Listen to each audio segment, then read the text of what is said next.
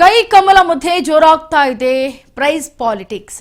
ಒಂದ್ ಕಡೆ ಕೇಂದ್ರ ಸರ್ಕಾರ ಈ ಬೆಲೆಯನ್ನ ದರವನ್ನ ಏರಿಕೆ ಮಾಡ್ತಾ ಇದೆ ಅಂತ ಒಂದ್ ಕಡೆ ಹೇಳಿದ್ರೆ, ಮತ್ತೊಂದು ಕಡೆ ಏನು ಕಾಂಗ್ರೆಸ್ ಅವರು ನಾವು ದರವನ್ನ ಏರಿಕೆ ಮಾಡ್ತಾ ಇಲ್ಲ, ಕಾಂಗ್ರೆಸ್ ಅವರು ಈ ರೀತಿಯಾಗಿ ಹೇಳಿಕೆ ಕೊಡ್ತಾ ಇದ್ರೆ ಕೇಂದ್ರದವರು ಸುಮ್ಮನಿದ್ದಾರೆ. ಅಂದ್ರೆ ಕೇಂದ್ರ ಸರ್ಕಾರದತ್ತ ಬೊಟ್ಟು ಮಾಡಿ ತೋರಿಸ್ತಾ ಇದೆ ಕಾಂಗ್ರೆಸ್ ಸರ್ಕಾರ. ಅದರಲ್ಲೂ ಬಹುಮುಖ್ಯವಾಗಿ ಸಿದ್ದರಾಮಯ್ಯನವರು ನಮ್ಮ ಮೆಟ್ರೋ ದರವನ್ನ ರಾಜ್ಯ ಸರ್ಕಾರ ನಿರ್ಧರಿಸಿಲ್ಲ ಅನ್ನೋದನ್ನ ಬೊಟ್ಟು ಮಾಡಿ ಇದೀಗ ಕೇಂದ್ರದ ಕಡೆ ತೋರಿಸ್ತಾ ಇದ್ದಾರೆ ಸಿದ್ದರಾಮಯ್ಯ.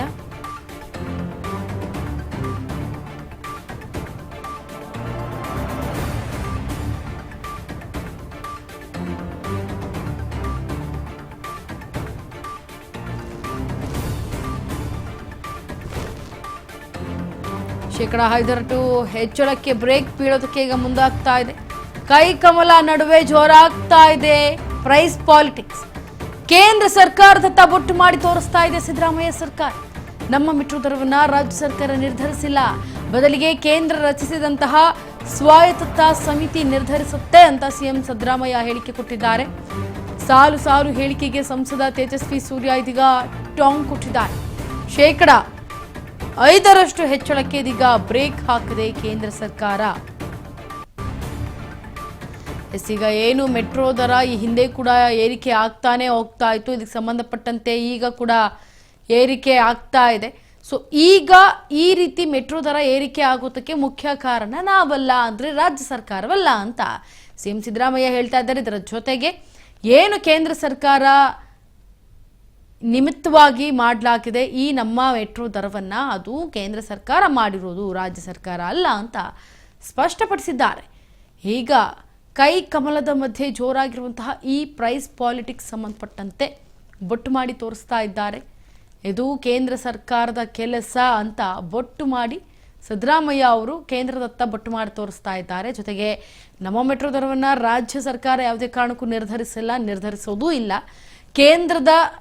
ಕೇಂದ್ರ ಸರ್ಕಾರ ರಚಿಸುವಂತಹ ಸ್ವಾಯತ್ತ ಸಮಿತಿ ಏನಿದೆ ಅದೇ ನಿರ್ಧಾರ ಮಾಡುತ್ತೆ ಅಂತ ಸಿಎಂ ಸಿದ್ದರಾಮಯ್ಯ ಹೇಳಿದ್ದಾರೆ. ಜೊತೆಗೆ ಸಾಲು ಸಾಲು ಹೇಳಿಕೆಗಳಿಗೆ ಇದೀಗ ಸಂಸದ ತೇಜಸ್ವಿ ಸೂರ್ಯ ಕೂಡ ಟಾಂಗ್ ಕೊಟ್ಟಿದ್ದಾರೆ. ಶೇಕಡ 50% ಹೆಚ್ಚಳಕ್ಕೆ ಬ್ರೇಕ್ ಹಾಕಿದ್ದಾರೆ ಕೇಂದ್ರ ಸರ್ಕಾರ. ಹಾಗಿದ್ರೆ ಏನು ಈಗ ಈ ಒಂದು ಹೇಳಿಕೆಗಳಿಗೆ ಸಂಸದ ತೇಜಸ್ವಿ ಸೂರ್ಯ ಟಾಂಗ್ ಏನಾದರೂ ಕೊಟ್ಟಿದ್ದಾರಾ, ಏನ್ ಟಾಂಗ್ ಕೊಟ್ಟಿದ್ದಾರೆ ನೋಡ್ಕೊಂಬರೋಣ ಬನ್ನಿ. ನಮಸ್ಕಾರ. ಬರೋ ಮಂಡೆಯಿಂದ BMRCಯಲ್ಲೂ ಮತ್ತು ಸ್ಟೇಟ್ ಗವರ್ಮೆಂಟು ಮತ್ತೆ ಮೆಟ್ರೋ ಪ್ರೈಸನ್ನ 5% ಏರಿಸ್ತಾರೆ ಅನ್ನುವಂಥದ್ದು ನಿಮ್ಮೆಲ್ರಿಗೂ ಗೊತ್ತಿದೆ. ಇದಾಗಬಾರ್ದು ಅಂತ ಲಾಸ್ಟ್ 1 ವೀಕಿಂದ ನಾವು ಹೋರಾಟ ಮಾಡ್ತಾನೆ ಇದ್ದೀವಿ. ನಾನು 2 ದಿವಸದ ಹಿಂದೆ ಪಾರ್ಲಿಮೆಂಟ್ನಲ್ಲಿ union urban affairs minister Manohar Khattar ಅವರನ್ನು ಮೀಟ್ ಮಾಡಿ ಯಾವುದೇ ಕಾರಣಕ್ಕೂ ಮತ್ತೆ ಫೇರ್ ಹೈಕ್ ಆಗಬಾರ್ದು, ಇದನ್ನು ನೀವು ತಡೆಗಟ್ಟಬೇಕು ಅಂತ ನಾನು ಅವ್ರಿಗೆ ರಿಕ್ವೆಸ್ಟ್ ಮಾಡಿದ್ದೆ. ಇವತ್ತು ಕೂಡ ಅವ್ರ ಹತ್ರ ಮತ್ತೆ ಮಾತನಾಡಿ ಮತ್ತಷ್ಟು ದಾಖಲೆಗಳನ್ನು ಕಳಿಸಿ, ಹಿಂದೆ ಫೇರ್ ಫಿಕ್ಸೇಷನ್ ಕಮಿಟಿ ಮಾಡಿದಾಗಲೇ ಸಾಕಷ್ಟು ಮಿಸ್ಟೇಕ್ಗಳಾಗಿದೆ, ಅದನ್ನು ನಾವು ಮತ್ತೆ ಅದನ್ನು ಪರಿಷ್ಕರಿಸಬೇಕು ಅಂತ ಹೇಳಿತು. ಈಗ ಹೊಸದಾಗಿ ರಾಜ್ಯ ಸರ್ಕಾರ ಮಾಡಿರುವಂಥ ಈ ಪ್ರಸ್ತಾಪ ಅನದರ್ 5% ಇನ್ಕ್ರೀಸ್ ಮಾಡಿ ಅಂತ ಮಂಡೆಯಿಂದ ಜಾರಿಗೆ ಬರಬೇಕು ಅಂತ ಇರುವಂಥ ಈ ಪ್ರಸ್ತಾಪಕ್ಕೆ ನೀವು ನಿಲ್ಲಿಸಬೇಕು, ನೀವೊಂದು ಪರಿಷ್ಕರಣೆ ಮಾಡೋವರೆಗೂ ಇದು ಜಾರಿಗೆ ಬರಬಾರ್ದು ಅಂತ ನಾನು ಅವರಿಗೆ ಮತ್ತೆ ಒತ್ತಾಯ ಮಾಡಿತ್ತು. ಇವತ್ತು ಮನೋಹರ್ ಖಟ್ಟರ್ ಅವರು ಒಂದು 10 ನಿಮಿಷದ ಹಿಂದೆ ಫೋನ್ ಮಾಡಿ ಮಂಡೇ ಫೇರ್ ಅಪ್ರೂವ್ ಆಗದಲೇ ಇರೋ ರೀತಿ, ಫೇರ್ ಇನ್ಕ್ರೀಸ್ ಆಗದಲೇ ಇರೋ ರೀತಿ ನಾನು ಇನ್ಸ್ಟ್ರಕ್ಷನ್ಸ್ ಕೊಟ್ಟಿದ್ದೀನಿ ಅಧಿಕಾರಿಗಳಿಗೆ.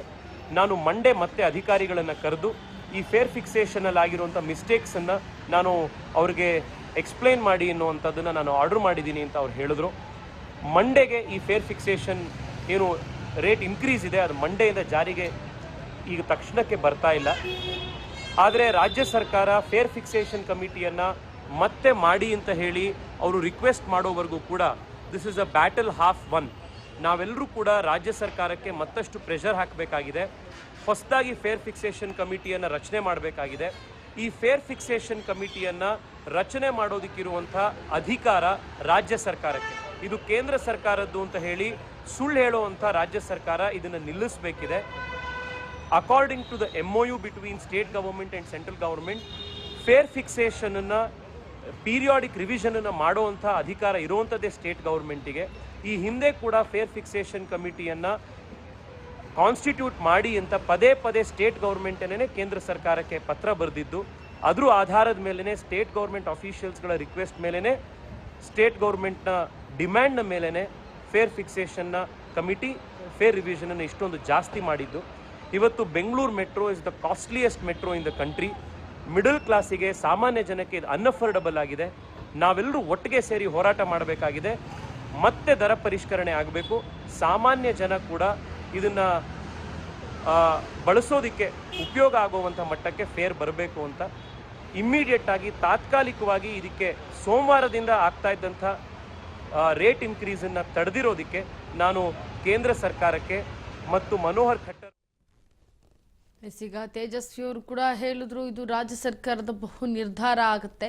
ಆದರೆ ಈ ರೀತಿ ಕೇಂದ್ರ ಸರ್ಕಾರದತ್ತ ಬಟ್ಟು ಮಾಡಿ ತೋರಿಸೋದು ಎಷ್ಟರ ಮಟ್ಟಿಗೆ ಸರಿ, ಇದು ನಿಮ್ಮ ಕೈಯಲ್ಲಿ ಇರುತ್ತೆ ಅನ್ನೋದನ್ನ ತೇಜಸ್ವಿ ಅವರು ಖಚಿತಪಡಿಸಿದ್ದಾರೆ. ಸಾಲು ಸಾಲು ಪ್ರಶ್ನೆಗಳು, ಸಾಲು ಸಾಲು ದರವನ್ನು ಏರಿಕೆ ಮಾಡ್ತಾನೆ ಬಂದರು ಮೆಟ್ರೋದು. ಸೊ ಎಷ್ಟೋ ಸಾಮಾನ್ಯ ಜನರಿಗೆ ಮೆಟ್ರೋದಲ್ಲಿ ಓಡಾಡೋದಕ್ಕೆ ತುಂಬ ಕಷ್ಟ ಆಗೋಗಿತ್ತು. ಯಾಕಂದರೆ ಫಾಸ್ಟೆಸ್ಟ್ ಅಂದರೆ ಬೆಂಗಳೂರಿನಲ್ಲಿ ಫಾಸ್ಟೆಸ್ಟ್ ವೆಹಿಕಲ್ ಅಂತಂದರೆ ಅದು ಮೆಟ್ರೋ. ಸೊ ನಮ್ಮ ಮೆಟ್ರೋದಲ್ಲಿ ಎಷ್ಟೋ ಜನ ಸೇವ್ ಆಗುತ್ತೆ ಟೈಮ್ ಅಂತ. 1 ಅವರ್ 2 ಅವರ್ ಹೋಗೋರು 1 ಅವರು, 1 ಅವರ್ ಹೋಗೋರು 1/2 ಅವರ್. ಸೊ ಹೀಗೆ ಎಷ್ಟೋ ಟೈಮ್ ಸೇವ್ ಆಗುತ್ತೆ ಅಂತ ಮೆಟ್ರೋ ಮೇಲೆ ಡಿಪೆಂಡ್ ಆಗಿರ್ತಾರೆ. ಆದರೆ ಈಗ ಇಂತಹ ಒಂದು ಟ್ರಾಫಿಕ್ ಜಂಜಾಟದಲ್ಲಿ ಮೆಟ್ರೋ ದರ ಏರಿಕೆ ಆಗ್ತಾ ಇದ್ರೆ ಇದು ಕೂಡ ಪ್ರಯಾಣಿಕರಿಗೆ ಒಂದು ರೀತಿ ಜಂಜಾಟ ಆಗುತ್ತೆ.